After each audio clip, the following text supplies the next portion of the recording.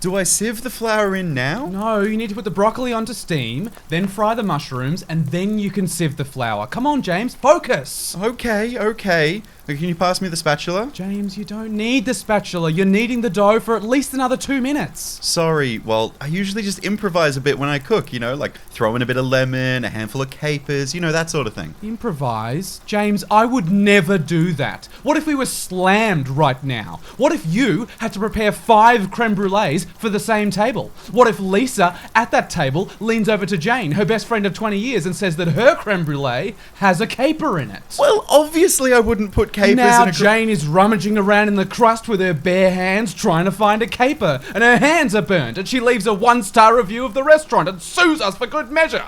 Our reputation is in tatters and we're bankrupt, and it's all your fault. What are you talking about? Walt, you're really mean when you cook. Sorry, man. I think I'm still a little traumatized from my time as a waiter. Yeah, now I think about it, the chefs used to talk to me that same way. Gosh, how silly of me. I'm so sorry. I clearly have a lot left to learn, and thanks for telling me. It's fine, man. It's all right. Oh, damn. I think I added the wrong spices. Yeah, you wanted paprika, and I put cumin in. Well, should be all right if we just add a little bit of... You stupid donkey!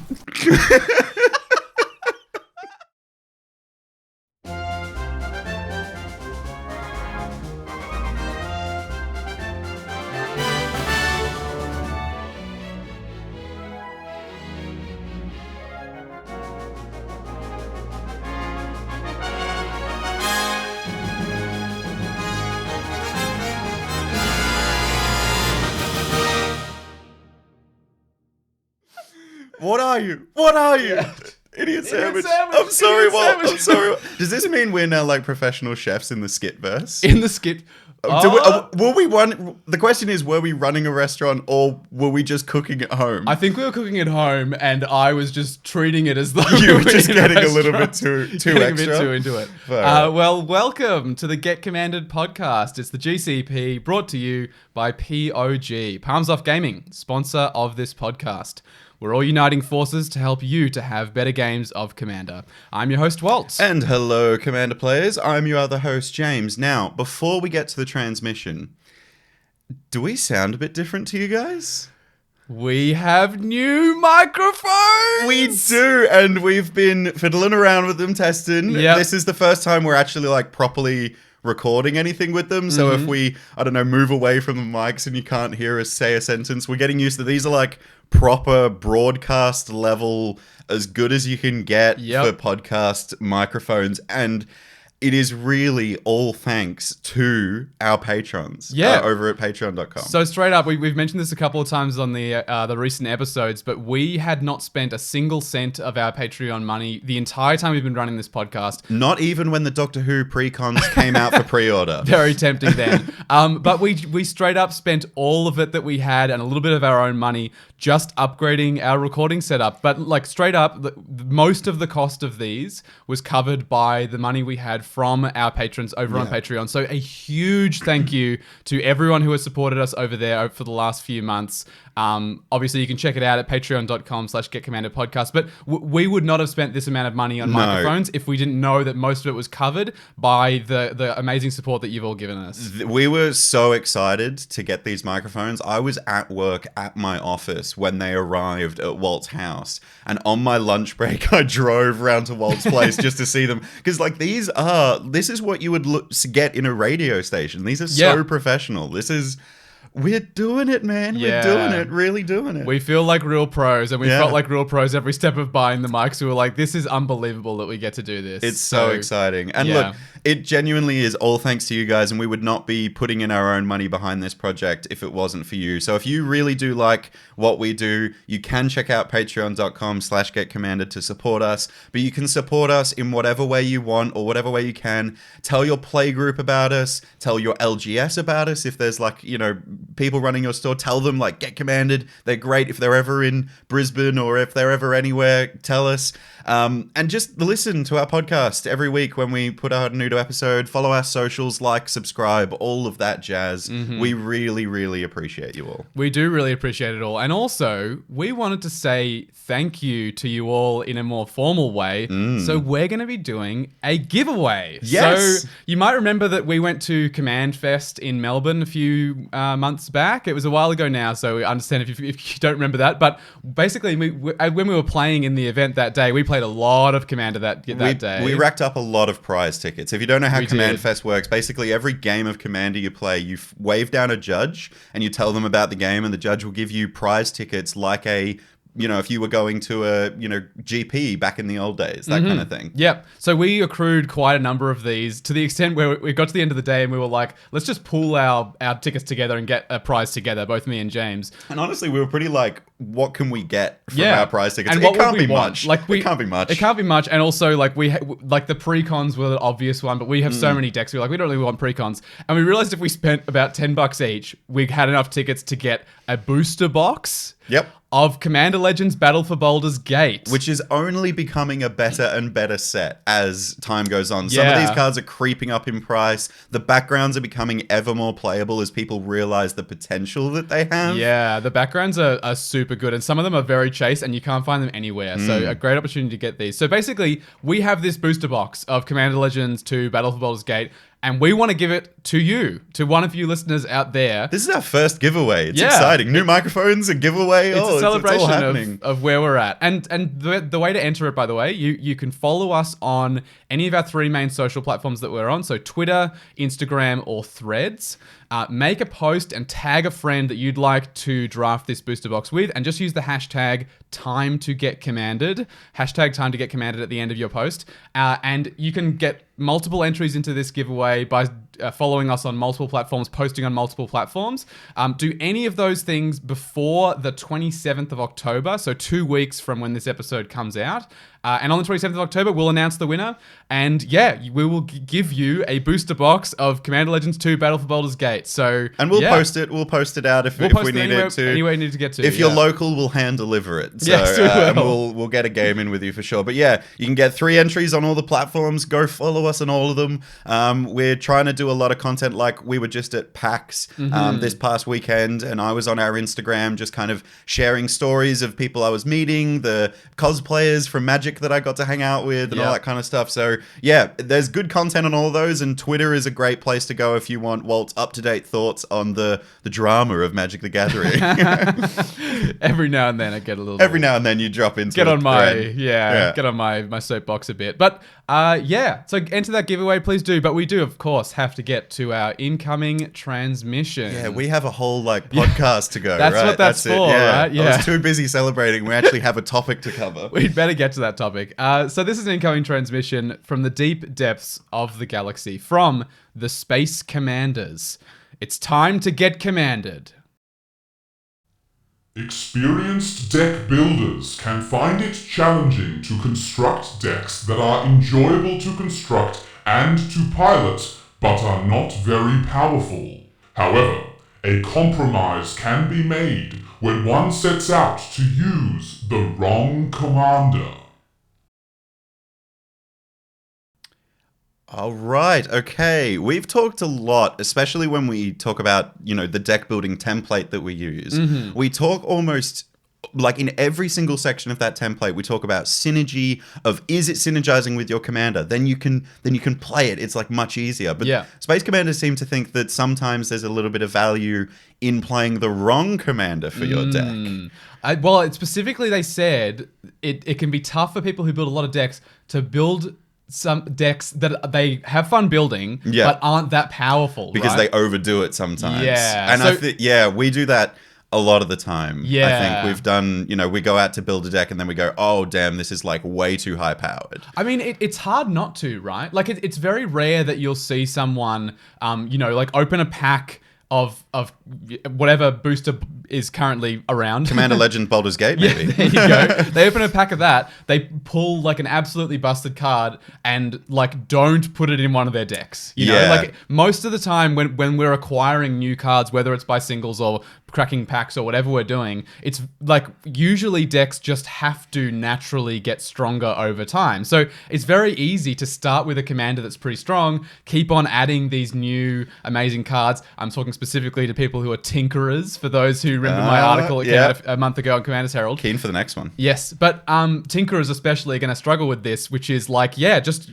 opening good cards and being like, oh, this would be so good. Definitely should go in my deck. This is so good in my humans deck, right? I think there's also another like phenomenon that happens when, you know, an experienced deck builder is what the Space Commanders refer to it as. They go out to build a deck, right? And they see a legendary creature, maybe from the new set. Maybe it's got a token synergy, right? And they're immediately like, oh, it's a token deck. I'm in green and white. I'll put in Anointed Procession. Yeah. I'll put in Parallel Lives. I'll put like there's auto includes in our format. And I think that does make commanders that lean into a strategy really well. Like if there is a specific commander that just says, you want to be making a bunch of tokens, why wouldn't you include all those staples? Yeah. You know what I mean? It's hard to avoid this like little bit of power creep basically that goes on. Essentially, so, yeah. So we if we're setting out to build a slightly like lower power deck, I guess the important thing to note here is that the commander that we choose for the deck is going to have a really huge effect on the power level ceiling of a deck, right? So, well, I mean, you always have access to your commander. Yeah. So that's like the obvious reason why it's going to be more consistent if you have a more powerful commander. Yeah. Well, and also, like, as you include more and more powerful cards, certain decks will just continue to become more powerful, whereas the choice of a commander can reduce that power level ceiling. So I'm guessing this is where the Space Commanders are coming from, is can you choose a commander that means that even as you make those incremental upgrades to your decks, it will still have like a lower ceiling because the commander isn't right. Okay, I see where you're going, because we've actually we've done this pretty consciously with quite a few of our decks. Totally. So we should probably use those decks as like a bit of a guideline there, I reckon that'd be the way to go. So Yeah. we can take people through some of the decks that we've built that have, quote, the wrong commander Yeah. at the helm. I've had a lot of people go, why don't you just play this? I'm like, great question. Not because... Well, this is the answer to that question. Yeah. This whole episode will be the answer to that question. Buckle up. You got a 60-minute answer incoming. So I reckon there's like 3 questions we can ask of our decks to work out what it is about them that's keeping this power level down with the choice of commander and that kind of thing. So I reckon the obvious one is, who would be the better commander of this deck? So, Yeah. you know, so that's when someone comes up to you and goes, why aren't you just playing this as your commander? Yeah. Who is that commander? It's worth knowing what we're sort of avoiding, right? Like intentionally. What's the highest ceiling we could get? Yeah, absolutely. The second question I reckon is, what does our deck look like? So like what's the choices we've made and that our choice of commander has done to that busted commander deck that could exist? To force the differences. Yes. Yeah. And then, the last question is sort of the obvious one, which is, where has the power level ended up as a result of what we've done? So, in other words, was using the wrong commander like reasonably successful in controlling the power level of the deck that we set out to build? I totally hear you. I also think this is a bit of a good chance and a good opportunity to shout out the fact that I have met a lot of players, and we've had this on our Q&As before, where some people are struggling to downpower their decks or downpower their deck building. Yeah. And just out of the list of commanders that we've got here to talk about, I actually think, as a result, these decks are typically lower powered. So if you are one of those people that have sent in a question to us in the past going, how do I downpower this deck? It's too strong for my play group. My friends are getting salty at me. Yeah. I think this is your episode. Yeah, absolutely. Absolutely tune in for some of the ones that we feature here. So, I reckon the first section of this episode, we're talking about where we have, let's say the deck is built with the right strategy in mind, but we have chosen the wrong commander. So right strategy, wrong commander. Yeah, that's Gotcha. sort of what we'll call this section. So, I might go first. Go for it. The deck that's coming to mind for me is my Estrad the Masked deck, also known on Moxfield as Bant Chant Mance. It's a good name. I appreciate Thank it. you. I think that there should be a global Moxfield competition of the best deck name. I think because there's a lot of Jeez. contenders. There are definitely. Because, yeah, I've got a couple of decks that I'm incredibly proud of. Some of the ones in the CDH database, you look at Yeah. and you're like, that is extraordinarily Well, good. I just built a new CDH deck, and I want to shout out the name of that. I just built a deck with Yargle and Multani, and the deck is called It's Just an 18-6, bro. It's pretty I did good. see that when you said the list through. I like it a lot. So yeah, Bant Shamans. This is the one with Estrid, the Planeswalker, at the helm. So this is the one of the pre-con commanders from like Commander 2019, I want to say. Was she the face commander? I think she was, because I think it was all of them had a Planeswalker as the face That was commander. the one with Lord Windgrace. Yeah, all of those were in that cycle. So, yes, this is a green, white, blue enchantments based list. So, who would be the better commander of this deck?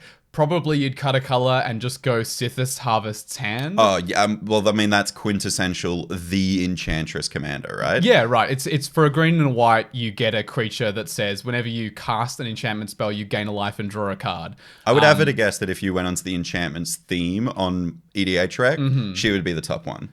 She probably is these days. Probably. Yeah, I reckon. She's got a lot of like old decks to compete with for the title. But True. Yeah, she's probably the most popular of, especially of the recent ones. The modern age of Enchantress. Yeah, I'd say so. So yeah, that would be the better way to build this deck, because we would have card draw in the command zone. You'd have ways to gain life, that kind of thing. So what does my deck look like? Well, it's more focused on land auras, because basically the uptick of Estrid is to untap each enchanted permanent you control. This is such a sick synergy. It's basically you get a kind of sort of feast and famine effect Yeah. from your Planeswalker. If you play it right. So yeah, I've basically got every card that you can play that's half decent, that goes on a land and lets it tap for extra mana. Utopia Sprawl, Fertile Ground, Yeah, all that kind of thing. And so, yeah, it means that you can sometimes cast Estrid, uptick her, and end up with as much mana as you had before you cast Estrid, which Free is pretty sweet. Planeswalker spell? Yeah. That seems alright. Planeswalker ritual spell, basically. That's cool. But yeah, like in order to make the deck work, I have to include a lot of Enchantress effects. So effects like Sithis Harvest Hand, but that are in the 99. So anything that says when you cast an enchantment spell, draw a card, or when an enchantment enters the battlefield under your control, draw a card, all of those are in there. And it means that though I have That's to your find card them. draw package, isn't it? That's essentially all of Basically. your card draw, yeah. And I have to find them. Like if I don't find one of those, I will just empty my hand and have nothing to do. I'm assuming because we had that whole Tutors versus card draw episode, you're not running There's no Enchanted tutors. Tutors. Oh, actually, that's not true. There's a Sterling Grove, which is the... Oh, that does tutor. Sacrifices to tutor something to top a library. Yeah, that's the only tutor in the whole Yep. deck. Yeah. And so, yeah, where's the power level ended up as a result? It's kind of mid-ish powered. I would say it's a little less powerful than almost every other Enchantress deck I've ever seen. I would say it's more powerful than the pre-con it came in. Oh, though. definitely. It's definitely It's better than that, yeah. more tuned up and more directed at, getting a bunch of auras on your lands, generating a ton of mana, and casting things like Nyx Bloom, the one that whenever Enchantress enters, it like doubles its power or something. Is it Nyx Bloom Colossus or something? Nyx Bloom Colossus. I think that card's jumped up in price It's just like recently 15 or as well. 20 bucks, I think. I think yeah. you got it when it was like $3, and now people Less. are like, I think it was like 50 cents because I got it around Wow. the time when the precon came out. Yeah, that card's expensive. Insane. But yeah, so it's got cards in there like that can end the game. I would not say it's precon level, I agree with you. Yep. But it's, I would say, like a mid-ish kind of power level deck, and certainly a lot less powerful and a lot less oppressive than pretty much every Enchantress deck I've seen out there that's doing the kind of prison thing and Yeah. the Staxy kind of thing. So yeah, it kind of worked, I think, that one. I really enjoy playing against it, if that's a thumbs up for you. That's definitely a thumbs up for me. I find it's not, a deck that you've gone, okay, I'm playing a Sithis deck, and now I'm drawing my entire library. Enchantments cost 5 less to cast. Yeah. And I'm just like dropping everything, and then I'm going to swing at you with maybe even like your, not Tatyovo, Tavasa. Oh, that was the sort of like spiritual precursor, origin of the like, deck. That deck was a lot more tuned, and I Yeah. feel like Estrid is the wrong commander. She would go in the 99 of an enchantment deck, but as the commander, it kind of brings that power level down a bit and makes you work a little bit harder for your win. Yeah, Yeah. which I like a lot. What do you reckon? Which of your decks do you think is this right strategy, wrong commander kind of thing? Well, I reckon I got like one that's pretty on the nose, because I spoke about it a while, specifically after you built your Queen Marchesa Aristocrats deck. I was like, I really, really want to build an Aristocrats deck now. Yeah. We did like a whole deck tech about Aristocrats. We did a bunch of that stuff. Deck archetypes episode. Yeah. Yeah, and I was like, I think this strategy is really me, because you can sack stuff at instant speed. weighed what kind of commander should I get. And I was looking at a bunch of commanders, and I was like, oh yeah, aristocrats, that's the way to go. And I actually landed on Scorpion God. Oh yeah, this is the black-red legend from like the Hour of Devastation. Yeah, from the Amonkhet like block. Yeah. That cares about -1 counters, right? Yes. So it's a kind of beefy, I think it's 5 mana. I think it's 3 black and a red. And whenever a creature with a -1 counter dies, you draw a card. Which is sick. With anyone's creatures, by the way. Your creatures, my creatures. If a creature with a -1 counter on it dies, I draw a card. It also has that typical god thing of when it dies, you return it to your hand at the beginning of the next end step. Same as Scarab God, yeah. Which I love avoiding command attacks, so that's I'm all about that. Strangely good at doing that. Yeah, Yuriko, Scarab God, Liaison, Scorpion Shroud God, of Dusk. Liaison. Oh my god, I have a problem. James is a hacker, everyone. Yeah, just beat Commander. But I think that I looked at this Commander and was like, oh, I could use the -1 counters as a form of value for an aristocrats deck, because the thing that I realized was aristocrats decks lean on -1 or like 1/1 creatures quite a lot, so that's why Skull Clamp is really good in aristocrats decks. But clamp something, kill it, draw 2 cards. Scorpion God has, for 1 black and a red, put a -1 counter on a target creature. So that is like a way overcosted, way undervalued Skull Clamp on your commander in an aristocrats deck. You put a -1 counter on a 1/1, it dies, you draw a card. So look, I mean, my deck looks, if we're going like this is now the wrong commander for the right strategy, what does my deck look like? Well, who would be the better commander of the deck, do you think? Oh, yeah, totally true. Actually, I think Ghana would probably be the best commander for this, like a Rakdos sack deck. You've obviously got a bunch of choices like Judith the Scourge Diva. I'm going to go out on a hot take here and actually say that Ghana is the best black-red aristocrats commander at the moment. I would probably agree with that. So this is the one that's 4 mana. It's from Dominator United, I think. Correct, yeah. And it says, whenever a creature you control dies, draw a card if it was attacking. Otherwise, it does the aristocrats thing. Each opponent loses 1 life, you gain a life. Yes. Or maybe no, I don't think you gain a life. Yeah. It only pings everyone. Yeah, it doesn't drain the way that some But the cards fact it has card draw in the command zone, it's strong. We actually had a patron game with Space Commander Fletcher, and I got to play a PDH version of this deck. Oh, you did too? I remember. It was a while ago. Strong. It was good. I became a threat real quick in that game. Yeah. It was really, really good. And that's that commander as a PDH commander. Yeah, with only commons in the 99. You Yeah. can imagine how strong that could be with the typical aristocrats package of Blood Artist and even Falcon running Wrath like Noble Skull Clamp and stuff like that, like even just instant speed sack outlets. So you go to combat, you swing everything, instant speed sack everything, draw 20 cards. Yeah, seems pretty good. So Ghana would definitely be the better commander of your Scorpion God deck if we're going for power. Yeah. So where does your deck look instead? So it's got doing the -1 counters thing is like a value engine. Yeah, well, like I said, it's got this like it's trying to do 2 things at the same time. It's trying to control the board with -1 counters. Yeah. So like I've got a lot of effects, even my commander just does it, where I put -1 counters on other people's big threats at the table. So if someone's got a big beater, I will make it a tiny beater and make it less and less and less good. Or if someone's got a small creature that's doing a lot of value, like an Esper Sentinel, it's just like, cool, I'll pay 3 mana and kill that and draw a card. It feels pretty good. Esper Sentinel doesn't draw, I draw. Fantastic. Love that. But I think that there's like the other side of it is trying to like generate a whole board of tokens and find Blood Artist, Vindictive Vampire, Bastion of Remembrance, all of these aristocrats things to close out the game. Sure. So I think its early game is trying to do the control the board kind of thing, draw a bunch of cards, and then the end of the game, it's trying to sack its whole board full of tokens. So I'm running like Tenali Sky Summoner. It's a really, really sick include in the deck. This is the one where you can attack, and if you pay X in a red, you create X/1/1 elementals. Oh, yeah. I've seen you play this in this deck before. Yeah, it's actually pretty strong. If you have City's Blessing, you keep them as well. It usually sacrifices at end step, so it's pretty easy to keep. And then you've also got like around Bitter Blossom in the deck just to keep pooping out tokens. Good ways to make bodies. Yeah, red. All the stuff that you can make bodies with. And I think the like power level as a result of this does come down a little bit. I think that the fact it's trying to do two things makes it harder to find the win. I mean, we've talked about this before with the equipment and knight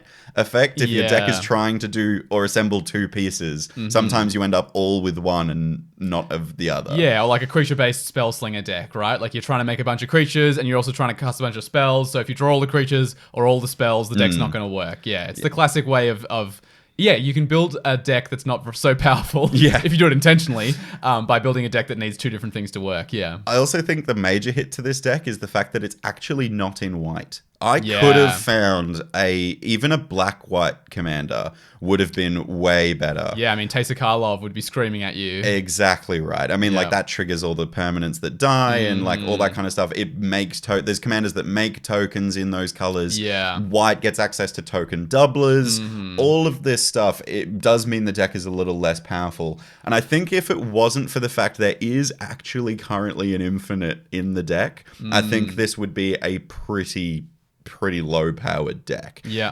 The only times that I have won is because out of a war of attrition I have managed to assemble the infinite in the deck, and the infinite is Nest of Scarabs and Yawgmoth Thran Physician. Cool. The way it works is essentially you sacrifice a creature to Yawgmoth, pay a life to put a -1 counter somewhere, and then you draw a card. Then, because you put a -1 counter on something, you will make a 1/1 insect via Nest of Scarabs. This gives you another creature to sacrifice to Yawgmoth. Putting a -1 counter on it, which gives you another 1/1. Yeah, infinite. I do appreciate the fact that some of you may already realize that this doesn't win me the game on the spot. I do have to have a Aristocrats effect on field for this to actually win me the game. Something that's draining your opponents when something's dying. Yeah. It's effectively a 3-card combo. You have to have more cards in your library than there are players in the game as well. Yes, that's true. Yawgmoth makes you draw cards. More cards in my library than the amount of highest life total. Yes. So if someone's at 25 and you've got 24 cards in the library, I can't kill them. Can't do it. Yeah. But it is a very strong combo still. I mean, it's a 3-card combo that should win you the game, right? Yeah. I am thinking of taking it out. The trouble I'm having is which half do I take out? Do I take out Nest of Scarabs or Yawgmoth? Yeah, that's tough. Both of them work so well in the deck. Yes. One's a sacrifice outlet and does -1 counters, and the other one creates bodies to sacrifice and cares about having -1 counters put on stuff. That's tough. I think Yawgmoth is the strictly stronger card, you'd have to say. Correct. It draws me a lot of cards. Yeah, and you can also proliferate with True, Yawgmoth. yeah. I think Yawgmoth is if you want just power, like the better synergy piece, I think it'd have to be Yawgmoth for the card draw and for the synergy and stuff. So you're saying that's the good one to take out to keep the power level down a bit? Oh, I think it depends. I think if all you want to do is take the infinite out and otherwise you think the deck is a good power level, I would take out Nest of Scarabs. Right. But if you think it needs to come down quite a lot, then I would take out Yawgmoth. Yeah. Interesting. I mean, look, Scorpion God draws me a ton of cards already. Yeah. So maybe I could afford to take out Yawgmoth. I don't know. But I think as a result, it is fairly mid-powered.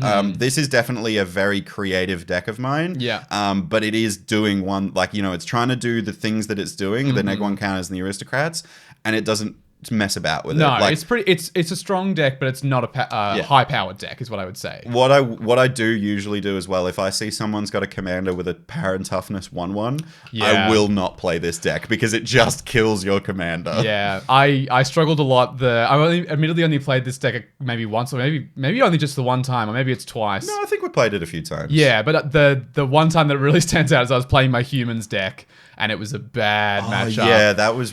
I mean, Catilda and Lear alone are a 3/3, right? Yeah, so it's pretty easy to kill that. But then it's also just like having a Mother of Runes is like a very juicy target to kill for that. And it's also, I'm super incentivized to kill it. I draw a card. Why wouldn't I? Like why would you not pay three mana to destroy my opponent's synergy piece, draw a card? I know, it's like murder with upside. Yeah. It's murder with a cantrip. Without costing a card. Like, it's busted. That feels wild. Well, all right. Speaking of Catilda and Lear, I know for a fact this was a commander, because you actually spoke about this pretty heavily when we did all of your decks, right? You said that you chose Catilda and Lear as the objectively worst commander to run in this strategy. I mean, I have cycled through a couple of Spellslinger decks at this point, and I wanted to build one that did not do the usual Spellslinger thing of taking like very, very long turns. A million and game actions. A million different triggers on the stack and all this kind of stuff. So yeah,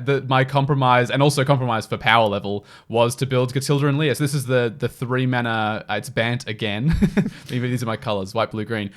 Whenever you cast a human spell, target instant or sorcery card in your graveyard gains flashback until end of turn. The flashback cost is equal to its mana cost. So yeah, cast a human, your rampant growth gains flashback for 1 and a green. You can flash it back, do it again. Who would be the better commander for this deck?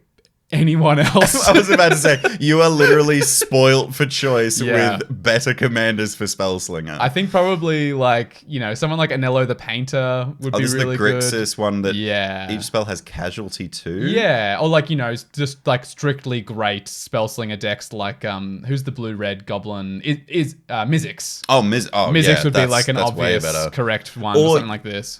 You could run Savine the Chronoclasm, which also do flashback things.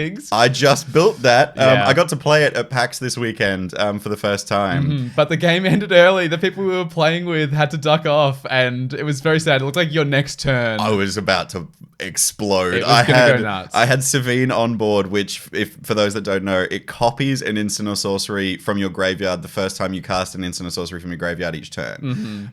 It's insane. And I had Harmonic Prodigy in hand, and I had Faithful Mending in hand, and I was about to gain so much because I was about to cast Harmonic Prodigy, cast Faithful Mending, cast it again from graveyard. With flashback. I would have drawn, how many cards? I would have drawn. You would have drawn 2, discard 4, 2, and then 6, 8, 10. I would have drawn 10 cards and discarded 10 cards. Bloody hell. I would have filled and gained 10 life, by the way. No, you gain. You gain 2 life for each time 10 you draw life. a card. Yeah. So I would have gone from 40 to 50 and filled my bin with 10 cards ready for the next turn. And Savine would have been huge as well from Prowess, right? Oh, the Harmonic Prodigy would have been huge. Savine doesn't have Prowess. Does he not? No. He's got a way better line of text. He says prevent all damage that would be dealt to him. That's right. That's what I'm thinking. Yeah. He's got, that doesn't need to be a line of text on that card. No, he doesn't need prowess. No. He can go without, for sure. So yeah, there are better commanders. There are better commanders that I could be using instead of Catilda and Leah for my Spellslinger deck. Like James's ones. So what does my deck look like? It's got some really great human typal synergy pieces that you would expect to see, like Mother of Runes, like the 4 mana one from Strixhaven that draws cards when you cast instances of sorceries. I really like the inclusion of the Cathar Commando, the flash one. That's a good one. And it can remove something at flash speed as well. Yeah, this is one you sacrifice to destroy an artifact or enchantment. Oh, I love that. Every time you've played that, I've never seen it coming, and you've managed to cast like Otherworldly Gaze from your graveyard as well as that. I'm like, oh, this is sick. I love this. It's fun. So basically, like, it's a control deck without counter spells, my Catilda and Leah deck. So it loves holding up weird instant speed, card draw, and answers and that kind of thing. Like Mandate of Peace is a sick include. Yeah, Mandate of Peace is in there. But the deck is slow and grindy because it has to assemble a very strong board. It has to have a lot of good cards in the graveyard. It has to have a great hand of humans specifically to give the things flashback. And its win con is like an overrun effect. Yeah. That's it. That's how it's trying to win. Yeah. So it needs a long time to get set. And it basically, like, unlike a lot of other commanders that are trying to do the overrun style thing, like even other commanders I own, like Reese the Redeemed. Yeah. You know, Reese the Redeemed does so much more for you for filling your board for that overrun. Well, Reese populates. Yeah. Puts a token out every turn. Yes. Whereas, like a Catilda and Leah deck, you have to cast all the things that make the bodies and then find the win con of some kind. So yeah, where has the power level ended up as a result? It's like probably my closest to a precon level that I've ever built, I think. I've set out to build precon level decks 3 or 4 times now. They never end up there. I can't help myself, but this one's actually pretty close, but it still manages to be really fun to play. I would agree with you there. We've played precon games with like new players, and you've played this deck, and I don't think you've won many of them. No. So that's a good example of why it's good. I've won 1 game with this deck ever. Ever? I've played like 6 or 7 games now. More than that. This is like one of your favorite decks now. I don't know. I've been keeping the game log. I think I've only seen it 6 or 7 times, which is still quite a fair bit for the last couple of months. But when you take into account of how many other decks we have, yes, yes, it's true. But I would argue that this is a very close level precon. If anything, I actually would envision if we got a March of the Machine like more March of the Machine precons, I could viably see this partner pairing as a precon, and because you could hear Wizards doing the human flashback on the box of the precon, like it really sells itself, and it's trying to do something that's like pretty valuable. Like it's a good value engine, getting spells back, but it's not like Panharmonicon. Like, you know, it's not doing something ridiculous. Yeah, for sure. I'd be interested to see what the other, because you know every precon's got the like other face commanders. I wonder what they'd put in that would be like another band that does the same thing as Catilda and Lear. Good luck with that, Wizards. I'm trying to think of what you could possibly play. There's probably some band legend that cares about humans, probably. Is what you'd do. But you'd lose the flashback. I'm wondering if there's like any like partner pairings in like the Commander Legends and the original Commander partners that you could do to make a similar thing. Deck? Oh, you could make like a Bruce Tal. That's red though. Oh, that's got red in it. I was trying to think white and like things that care about creatures, and like he is a human that enters the battlefield and does stuff. We wish you luck, Wizards. Yeah, try to do that. Try and do Best that. Of luck. I guess. I hope it goes well for you. We're not going to help. That's, I reckon, all we have for that first category. I reckon a bit later in the episode, let's talk about when we have the right commander, but the wrong strategy, and kind of invert the whole thing. I like it. I reckon that'll be interesting too. But before that, let's take a thrifty interlude. So there's lots left to talk about, of course. But before that, we're going to hear a little something about a thrifty card. And this week, James is going to join me in a dialogue from the perspective of the designers of this card. So speaking of WotC are in this skit. They're not. Okay, so our impression of WotC is in the skit. I would like to highlight whatever happens in this upcoming 1 minute enactment. Yeah. Does not reflect any particular person at Wizards of the Coast. I'd like to confirm we are not trying to make fun of Gavin. We're not trying to make fun of anyone that is employed by Wizards. We love Wizards. I got to play with a Wizards employee at PAX this weekend. Hey. His name's Mitch. He works for the WPN accreditation in Australia and New Zealand. We love you guys, but let's make fun of you for a hot second. The views of these podcast hosts are not reflective of the views of Wizards of the Coast Incorporated. That's how we lose sponsorship.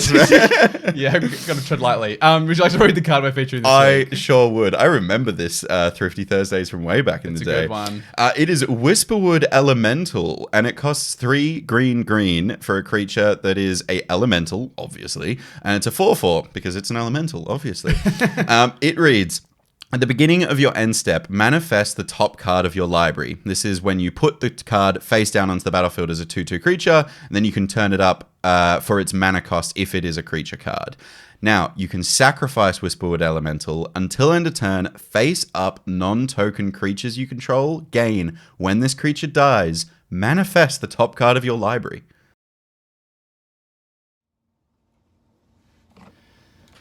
Okay, so he's a spirit of the forest and he keeps it protected. Oh, they've never seen this before. Green card? Yes, and the creature type is elemental. All right, great. And what are his abilities? He's protecting the forest. What would he use to protect the forest? Mysterious balls of unknown energy, of course. Wait, what? He's a guardian of the forest. Wouldn't he use, like, green mana or saprolings or something like that? No, that's so predictable. These mystery balls could be anything. They could be mountains. Mountains? You said he was the protector of the forest. Why would he use mountains to protect a forest? They don't have to be mountains. It could be elephants or shoes or eggs or a clown car. Okay, fine. This is weird, but I guess no one's seen it before, so let's come back to this guardian thing. He should have, like, the ability to sacrifice himself for the forest in some way. Yeah, the last stand of the guardian. I like that. Maybe he dies, and he turns all of the other creatures into something that bolsters the power of the forest. Of course. His last act is to, like, make the forest stronger or something. He dies and fetches creatures or no, forests out of... He turns them all into mystery balls. Get budgeted.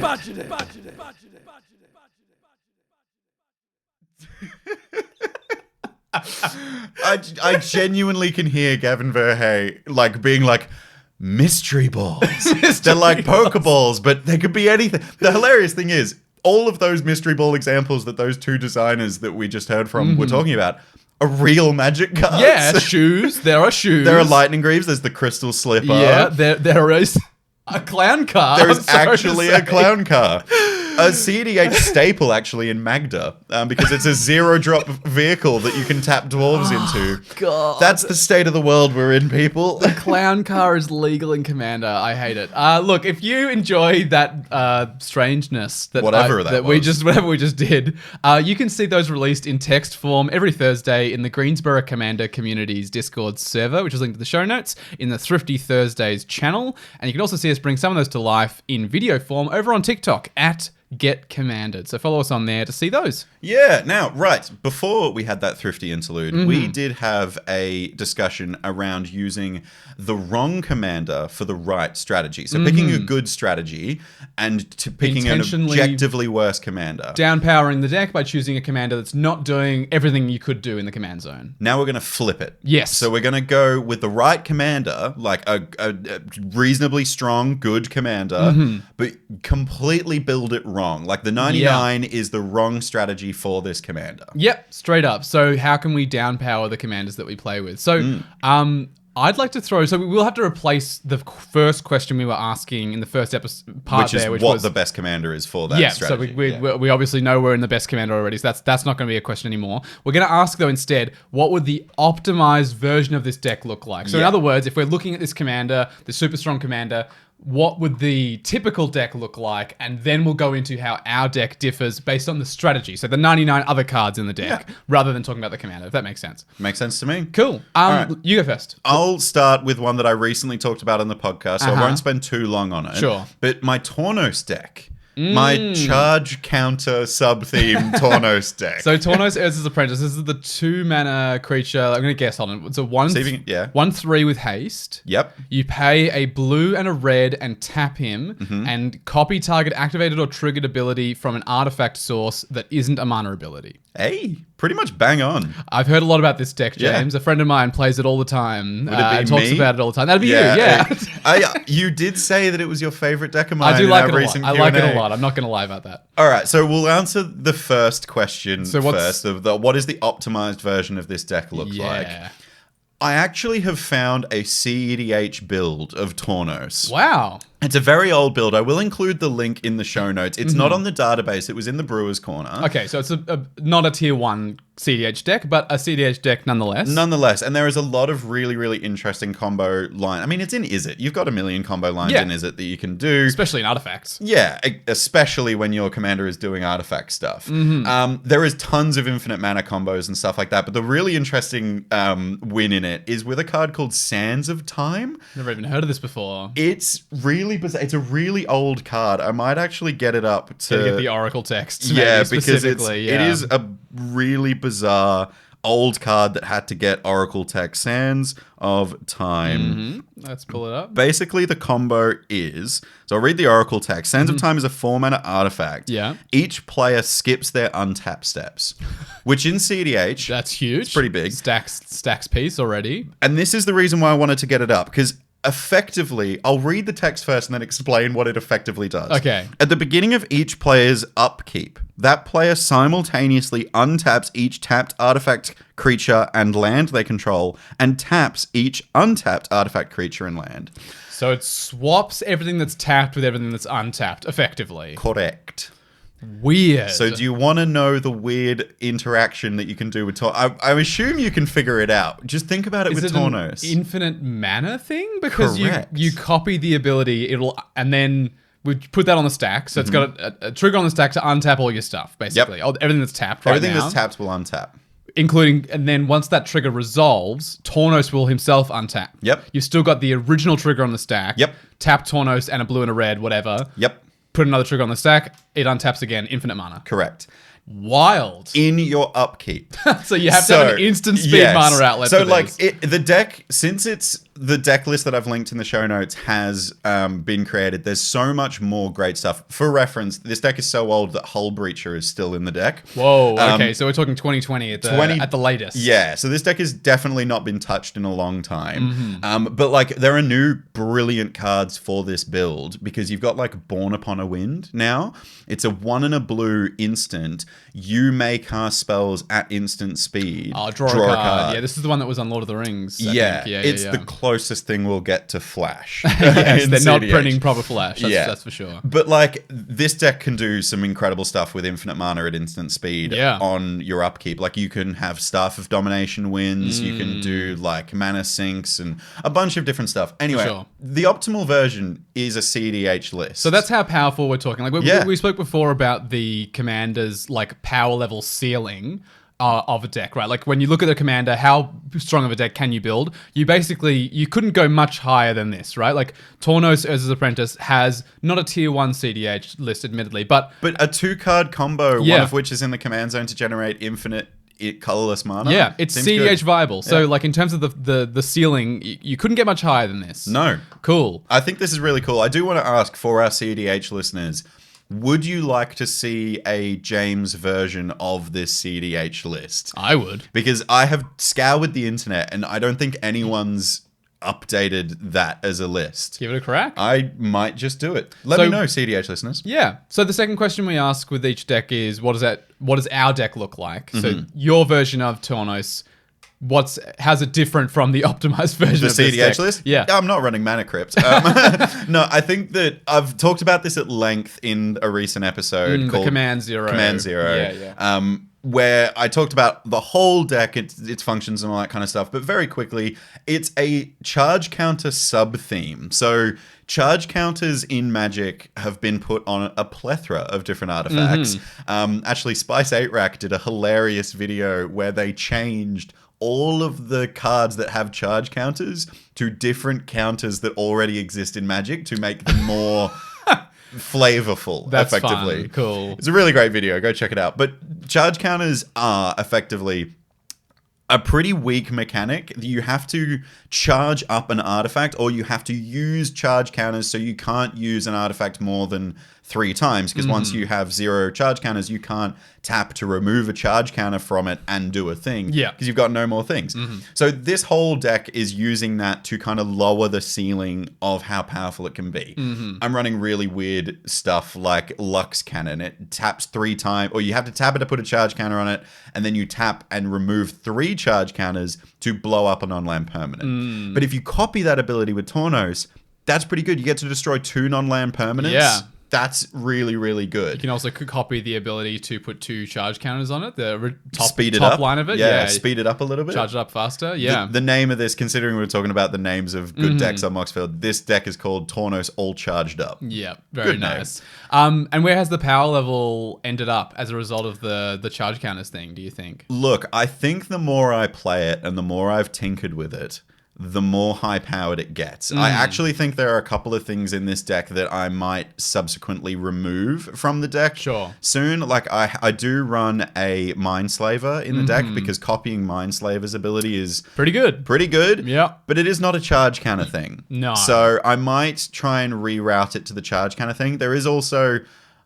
I don't want people to think that I'm playing all these infinites in my deck, but there is an infinite in this deck as well. Yeah, this is the Magistrate's Scepter Infinite Turns one? Yes. Yeah. Basically, if you can find a way to put enough charge counters on Magistrate's Scepter over the course of 2 turns, once you remove the charge counters from Magistrate's Scepter, making an extra turn, copying it with Tornos, you have those 2 turns to put those charge counters back on top of it. So assuming you can get up high enough in charge counters again within those 2 turns to take an extra turn, then yes, you can go infinite on turns. Which, there's lots of ways you can do that. There's like Core Tapper, there's Power Conductor, a couple of different things. But you've said it yourself, it's not a real instant win. If I just get Magistrate's Scepter down, it doesn't instantly win me the game. You need a few other cards first, and they're pretty obvious ones that synergize with the Scepter. Yeah, I think this deck sits at like It's not precon level by any means, but it's not a high powered deck either. I think this is sort of that mid-ish nice level that to be honest, most of the commander that I really enjoy tends to be played around that power level. And I think the other thing that is really good to note here is that in my hands, it's very strong. Yeah. I'm the designer of this deck. I know all the combo lines and I know the weird things that you can like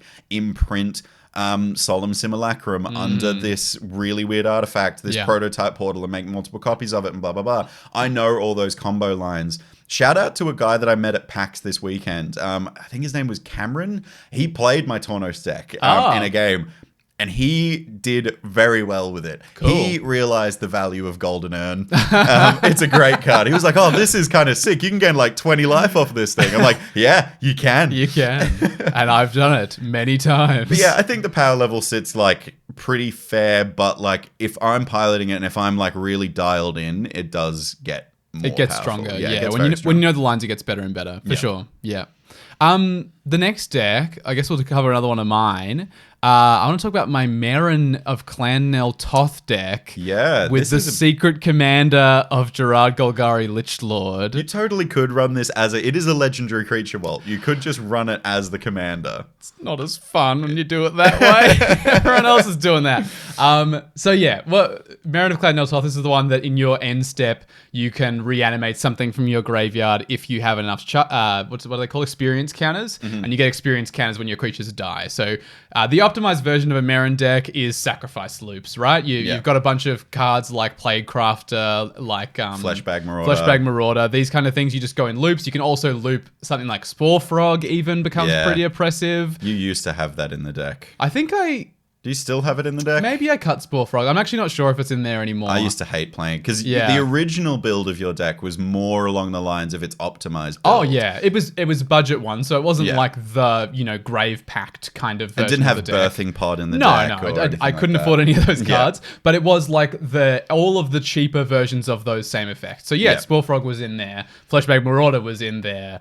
All of those effects that do that kind of a thing were in the deck. That was the optimized version of it. It was a bit aristocratsy as well. And I fucking hated it. I hated playing against that version of the deck. It was pretty oppressive. So what does my deck look like? Well, it's become a Power Matters deck. There's a lot of more depth on this, by the way, in my All of Walt's Decks episode. Yeah, everything we're mentioning here has been covered in that episode, especially on Walt's decks. It's true. But yes, it's a Power Matters deck. So basically, Gerard lets you sacrifice creatures, and each opponent loses life equal to the sacrificed creature's power. So there's weird cards like Daemogoth Woe Eater. That's that 11/11? No. That one's also in the deck. Now, this is the 7/6 for 4 mana, but you have to sacrifice a creature in your upkeep. And when you sacrifice Daemogoth Woe Eater, each opponent loses 3 life, and you draw a card and gain 3 life, I think. Ridiculous. But it's a 4 mana 7/6. So for Gerard, that's his best friend. And yeah, Giant Ankeg is a win con in my deck. This card it should be a win con in more green decks, in my opinion. It's pretty sweet. Just a big beater that gives all your stuff trample and Ward 2. And Ward 2, and it's got it's an 8/8 with trample and Ward 2 itself. Like, it will kill people on its own. Yeah.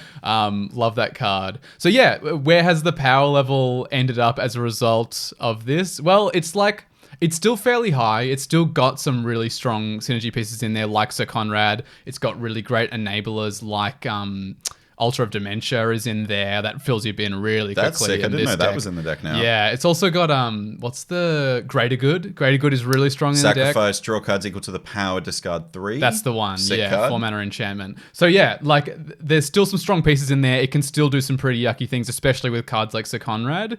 And Gerard with a couple of creatures out can just win the game. But it's not super high powered, and most importantly, it's not miserable the way that most Meren decks are. I'm not doing the boring loops that everyone's seen a million times before. I'm trying to do something a bit different. And I think as a result, even though it still wins a fair chunk of the time, I think it's a lot less annoying to lose to. I hope, anyway. I like playing against it now. Cool. If that makes a difference. That does I feel make like a difference. I can get out from underneath it is what I feel like now. And I feel like that makes a deck not particularly less powerful, because this deck is pretty consistent. It does like you said, it wins pretty consistently. Yeah. But I don't feel like it's oppressive power. No. I feel like it's power that I can if I team up and get maybe some politics going on with my opponents, we could bring you down pretty easily. Yeah, 100%. And I like that. I like that in any commander deck. Yeah, I'm completely with you.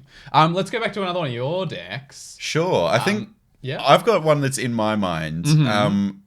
My Ukima and Khazar deck is it's on the box it looks like a Voltron deck, but I've made it a weird, I don't know how to describe it. It's like bounce loops and sacrifice loops with Ukima, and also like politics a little bit, and almost like a control deck, but not quite. Yeah, this deck is really friggin' weird. It is really weird. I actually think control is not that far from how I would describe it. Like, if you sort of think about what you define a control deck as, which is a deck that has kind of like an maybe it's more mid-rangey. I don't know. It's incremental value using control pieces. Yeah, it's like I'll drop this one card that will win the game if it's not answered, and then I'll hold up a bunch of answers. Like, yes. I think it almost is a control deck, which is so weird to say about a Voltron deck. It's bizarre. But like, for those that don't know, Ukima and Khazar are a partner pairing for Mycoria. And this is the partner with pairing. Yes. So they have to be partnered with each other. Yeah.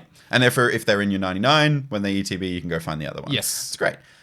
Ukima is like the main build around here. Ukima is an unblockable 2/2. And it's the color identity of the whole deck is Sultai. So it's blue-black is Ukima and green is Kazula, right? Yeah. So Ukima is the build around, in my opinion. Ukima is the unblockable 2/2. Now, when Ukima leaves the battlefield, note leaves, not dies, not put back in the command zone, leaves in any way, except for phasing, because technically they're still on the battlefield. Not leaving the battlefield. She drains a target opponent for X, where X is her power, and you gain X life.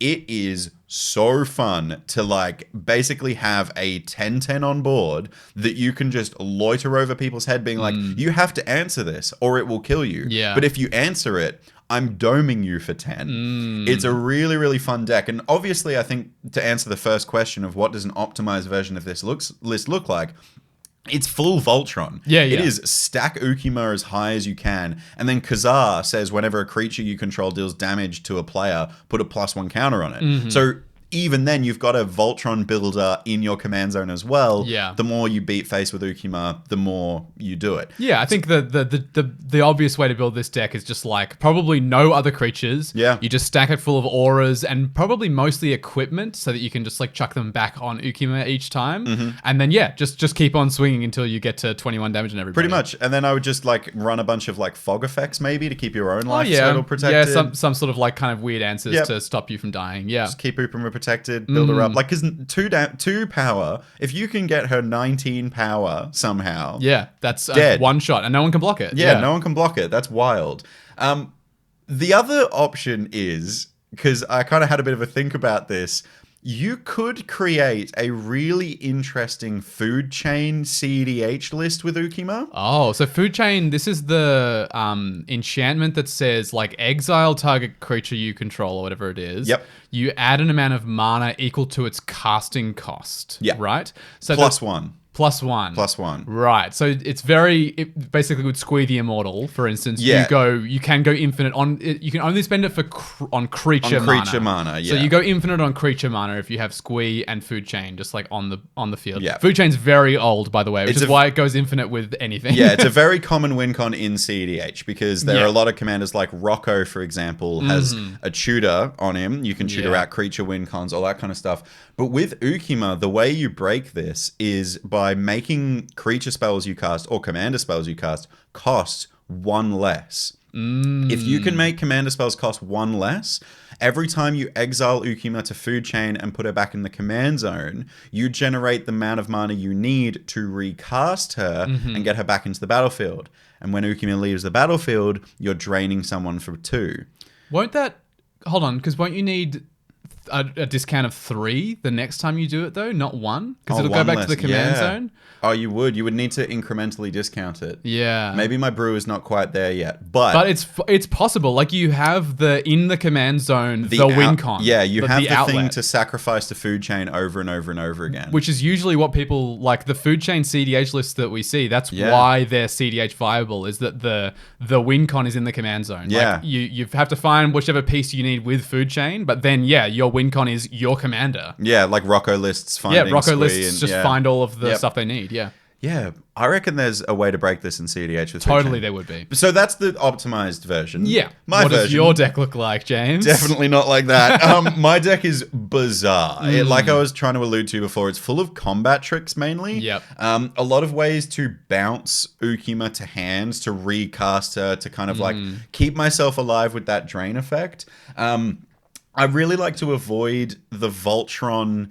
I'm going to call it the Voltron effect of where you suit up your commander so big, everyone freaks out and kills it. Not only kills it, kills you. You Yeah. get eliminated first because your 3 opponents go, wow, you can kill me at any point in this game. So I've avoided that as much as I can. And I'm running really weird cards like Crystal Shard is a standout performer in this deck.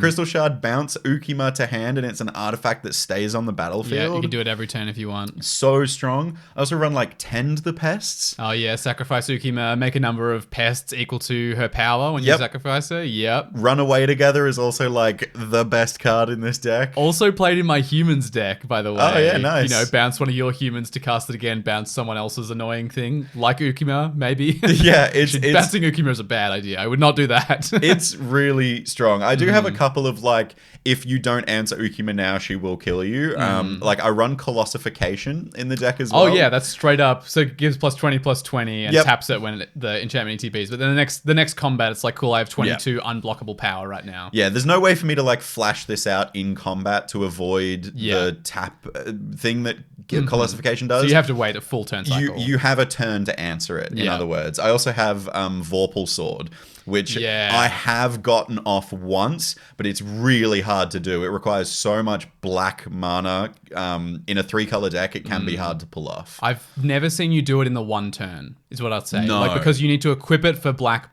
Yeah. And then you need to pay. Well, it's a black to cast it. 2 black black to to equip. equip So that's it. already, we're at 3 black Yeah. pips there. And then it's 5 black, I Black, think. black. So you need 6 black pips and then another 5 generic mana. And do you know what the Yeah. equipment does when it's equipped as well? It's +2/+0 and Death Touch. That's isn't it. That's Yeah. literally it. It's such a medium equipment, except for the fact Except that for you the can- activated ability to kill a player. Yeah, it basically, for those that don't know Vorpal Sword, if you activate that last ability and you hit a player, regardless, they die. Yeah. Regardless of infect, regardless of life total, regardless of anything, they lose the game. Unless they have an effect like Platinum Angel, they lose the game. Yeah, they will, straight up. Where's the power level, do you reckon, settled at for this deck? This is one you've tinkered with a little bit, but not a lot since you built it. Yeah, the other thing that I did with this one specifically is built it only using cards in my collection. This is a pretty low-powered deck. Yeah, I this is think. one of your lowest, I think. Yeah, I think this would go in the category with like my bear type deck. Yeah. Very pre-con level. Like I bust this out against pre-con players, and I have done recently in local game stores, and people enjoy playing against it because they see some interactions that they never thought they would see before. Like for example, new players go, "What?" when you put your commander in the graveyard. They're like, "What? Yeah. Why are you putting Why your are you doing commander in your that? graveyard? That's like You can't get it back from there. Oh, wait. And then I'll cast Unearth, and it just Yeah. comes back. It's so good. It's really cool. I think that the deck has like the potential to be more and do more, but I have kind of stopped tinkering with it. I just recently put in a background from Commander Legends Baldur's Gate, which you can win in our giveaway. But it's whenever a commander you own leaves, or commander creatures you have, when they enter and leave the battlefield, you draw a card. Oh. So because Ukima is coming in and out all the time, Sweet. it draws me a ton of cards. That's so good, and specifically your version of this deck. Bizarre, right? I like that. It's really cool. I like it. It's like one upgrade that I've made since it's been done, and I'm just going to not tinker with it because it's honestly just such a weird deck of mine. It's just cobbled together with kind of random cards, but it does the thing pretty well. I mean, we talk a lot about how important it is to have a pre-con level deck that you can pull out. Yeah. This is probably one of your pre-con level decks. For sure. Yeah, And I really enjoy playing it. definitely. All right, I reckon we got time for one more. Sure. You've got plenty of decks like this. I do. I think the next one I want to talk about is my Sir Gwyn Hero of Ashvale deck. Oh, this is the one where you're running all of the Sword ofs, like the Sword of Fire and Ice, the Sword of Feast and Famine. No, right. you silly boy. Oh, sorry, I forgot about the topic. Yeah. So Gwyn Hero of Ashvale is a 5-mana human knight with Vigilance and Menace. In Mardu colors. In Mardu colors, yeah. 3 black, white, red. And equipment you control equipped to knights for 0 mana. And when an equipped creature you control attacks, you draw a card and lose a life. Is it an equipped creature or it has to be an equipped knight? Equipped creature. So anything that's equipped. You could technically equip it as other stuff. You could, but you wouldn't be getting the discount. So, the optimized version of this deck is almost certainly Voltron. Yeah. You would just play any equipment that normally costs a load of mana to equip, like Colossus Hammer is an obvious one. And you just put them all on Sir Gwyn, attack, you're drawing a card every turn when she attacks. Like I joked about, run all the Sword of Feast and Famines, Fire and Ices, all that. All that stuff is great. And she's got Vigilance and Menace, so you even have a good blocker for when you need to block people's stuff that's coming at you.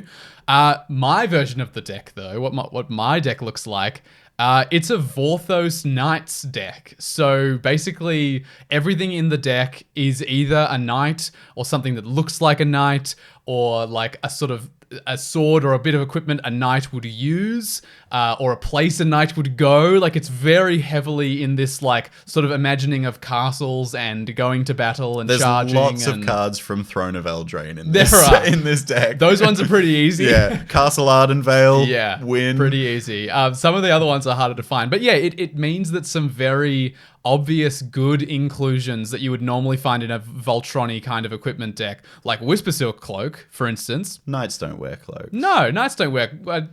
especially not the art of this is like very sneaky. It's like, no, that's not nice. Knights might wear like ceremonial robes. Yeah. So like, maybe like... There's armor in the deck. Yeah. Like, there's like this plate armor and shields and swords and... See, that makes sense. I can see, and like, I know you've got a lance in there as well. There's a lance in there. There's a javelin in there. That's pretty good. I like that. So have you got a mace? There's a mace. There's a mace. There's a Cool. mace. There's also a gavel of the righteous. A gavel. A gavel. It's a big hammer for That's those cool. who don't know, the uninitiated. But yeah, basically, like, I actually pull out the deck and I say, I'm not going to win with Voltron. I'm not going to Voltron. I'll put one equipment on Sir Gwyn and that's it. Yeah. Otherwise, I need to find a whole bunch of knights, find a whole bunch of equipment. This is literally the exact problem we were describing earlier, by the way, for those who are keeping up. This is where we get that effect from, is the problem Walt has with this deck specifically. The reason that every time we mention it, James says, and of course, the equipment and knights problem. Yeah.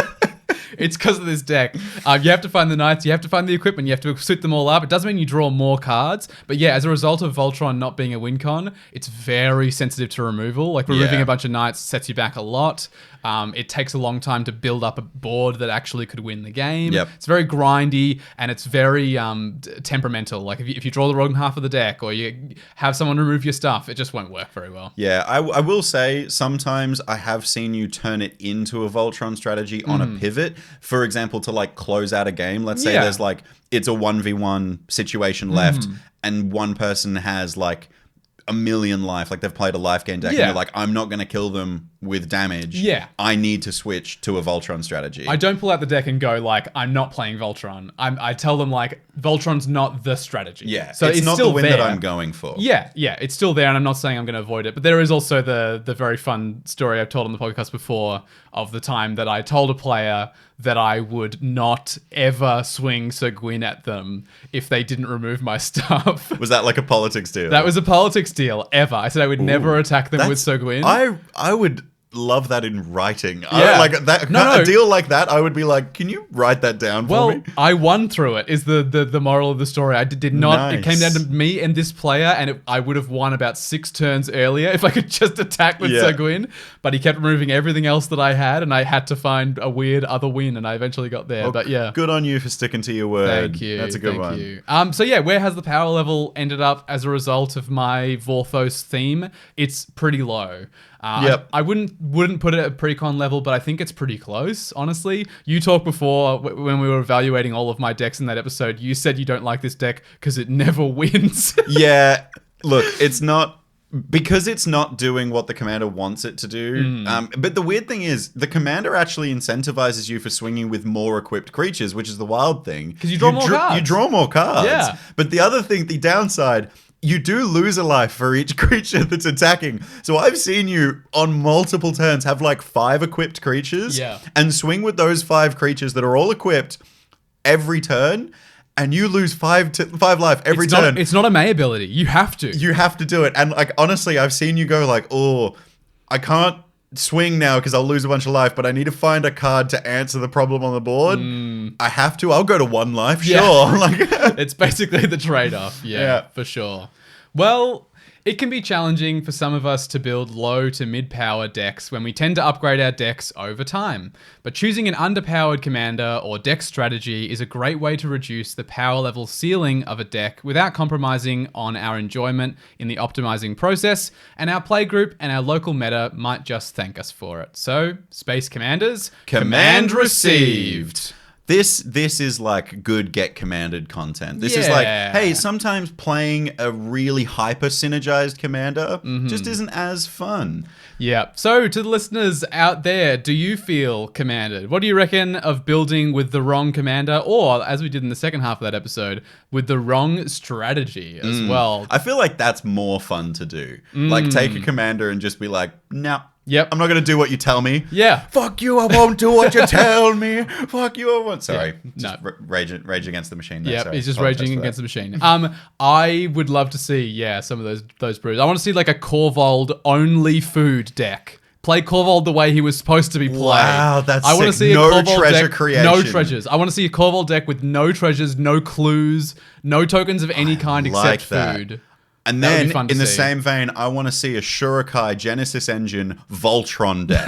Try and do that. Try and crew Shurikai and kill someone with Voltron. Players trying to use the decks the way they were designed to be used instead of It's in their actually the wrong way to do it. Yeah, for sure. I mean, that's like, I love that about like when Wizards design a card. They design it with all the best intentions, and then someone goes, wow, you can go infinite. Like the new River Song from the Doctor Who goes infinite with Time Stream Navigator from Ixalan way back when, because you draw cards from the bottom. You take an extra turn, put Time Stream to the bottom, draw it for turn. Yeah. Ridiculous. Wild. Ridiculous. Well, you can get in touch with us over on Twitter, Instagram, or Threads, which is, of course, where our giveaway is happening. So don't forget to enter that. You can also send us an email or join the Greensboro Commander Community Discord server, which is where we hang out, and so do other members of our playgroup. Yeah. And also, like, leave us a review if you can. It really helps our metrics on Spotify and Apple Podcasts. Google Podcasts is shutting down. Yeah, we've just heard. So clearly, as a result of this awful feature of not being able to review podcasts and our persistent slandering of their name. It was us and us alone, I think. It took them down. Definitely was. But yeah, it helps our metrics out a bunch, and yeah, you'll be able to support all the great content that we make. And speaking of, the absolute best way to support our content, like our patrons have with this fantastic upgrade to our microphones, is Patreon. It's linked in the show notes. It's the best way to support us directly. And I'd like to thank our patrons Stella Tam, Fuzzy, and Bottomless Potamus, and an extra special shout out to Fletcher Cutting, who supports us in the Space Commander tier. You're the best. Yeah, you are the best. And a very quick thank you again to Palms Off Gaming for sponsoring this awesome podcast. These guys are awesome too, because they make great deck boxes, sleeves, binders, and a bunch of other gaming accessories to keep your stuff protected. You can check them out, palmsoffgaming.com.au. And I don't want to give much away, but keep an eye out on our socials for some exciting stuff coming from Palms Off very, very soon. Very, very soon. It's on the horizon. Not going to say anything more because it's very exciting. Well, I reckon that's all the magic that we have today. Yeah, we should planeswalk out of here and into somewhere else. My week this week? I think it's your week, yeah. Well, look, I'm going to real simple planeswalk this week, just because it's something that me and Theo, my partner, have been doing pretty much consistently. We're planeswalking to outside. Outside? We have been... The outside world? I know. There's a world outside this podcast studio? Not in a game store. Show it to me. Is it PAX? No, that's because that's also in a building. Is it the game store? No, that's also a building. No. Is it PAX? No, that's also in... We talked about that. Yeah. No, I'm like actually outside. Theo and I have been really consistently going for walks pretty much after work every single night. Nice. We go for like 5K walk great. Every single night. Yeah. How long does that take you roughly? Like half an hour? Yeah, it depends on how briskly we're walking. Sure. And how much conversation we need to have after the end of a long day. If there's fair. like not much to report on, we'll like put a bit of a power in our step. Yep. And then if there's like some stuff we need to discuss, like one of us had a bad day, for example, then it takes we bring that pace down a bit. But I just generally a very quick, simple planeswalk. Just by going outside, and especially if you're in Australia, the sun is shining at the moment. We've just entered daylight savings in Melbourne as So well. the which nights means, are brighter at the end. yeah, the sun is setting at about 7:40 at the moment in Melbourne. So there's so much evening to enjoy after work if you would like to. And they're gorgeous evenings. I know They we are. had, like, just this week, we had a bit of rain, so we couldn't go on that many walks. But, like, I'm looking out the window right now. It's gorgeous outside. Yeah, it's lovely. Just, I reckon if you can, try and go for a walk. If it's even just a kilometer or less than, just around the block. Go for a walk. I was in a pretty horrible headspace about like a month ago, mainly with work. There's a lot of stresses going on, like trying to get this podcast sorted. I'm flying to England next month. Yep. Don't worry, there'll be episodes coming out. I was just in a bad spot, and then Theo and I started walking pretty much every night, and I just feel so much better for it. And I know that our podcast tries to help people have better games of Commander, but I also want you guys to have just better lives in general. Yeah. If I can give you a tip, go out and just take a walk in the sunshine. Definitely. I mean, even in the last episode, we were talking about the reset button you get in a game of Commander just by stepping up and walking away. Same thing. Head outside, get some of those beautiful rays of sunshine and Just some that vitamin fresh, D. crisp air, yeah. Yeah, very nice. Simple planeswalk. I like for this it. one. No. Just, sometimes you don't have to go to theater shows or anything like that. You just have to You just got to go for outside. a walk. I like it a lot. Well, that's all we have time for. So we'll see you next Friday for another transmission from the Space Commanders. Goodbye, Commander players. Bye.